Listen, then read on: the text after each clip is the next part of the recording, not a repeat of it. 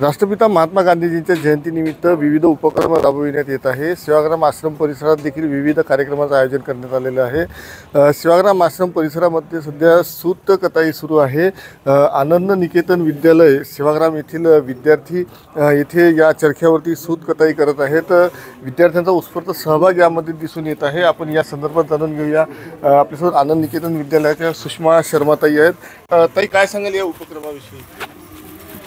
आपल्या सगळ्यांना माहिती आहे की एका अर्थानं कताईच्या माध्यमातून स्वदेशी कापड आपण जर का वापरलं तर आपल्याला स्वातंत्र्य मिळणं हे खूप सोपं आहे। आणि आपण ब्रिटिशांनी आपल्याकडला कापूस त्यांच्याकडे देऊन आपल्याला एका अर्थानं वस्त्राच्या बाबत परावलंबी केलं होतं आणि आपण त्यांचे गुलाम झालो होतो एका अर्थानं वसाहतीच्या माध्यमातून। तर गांधींनी आपल्याला स्वदेशीचा नारा दिला आणि हे कापड जे आहे हे स्वतः तयार करायला सांगितलं। आतासुद्धा यासाठी महत्त्व आहे की खादी हा विचार आहे, विकेंद्रित विकासाचा विचार आहे, निसर्गस्नेही जगण्याचा विचार आहे।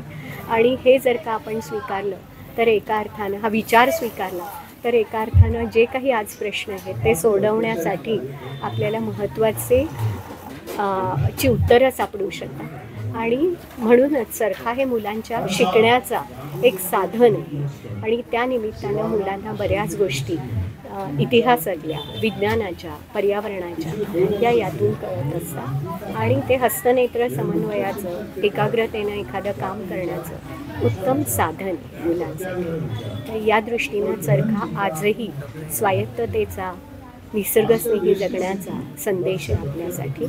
आणि पैसा जो आहे हा विकेंद्रित पद्धतीनं लोकांपर्यंत गेला पाहिजे हे सांगणारही हे साधन आहे। नक्कीच या माध्यमातून चरख्याचं महत्त्व विद्यार्थ्यांना सांगण्यात येत आहे।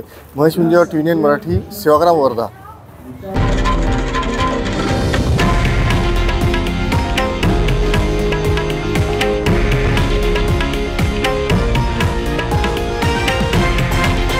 हे आहे देशातील नंबर 1 न्यूज नेटवर्क आणि आपण पाहत आहात TV9 मराठी, एकमेव।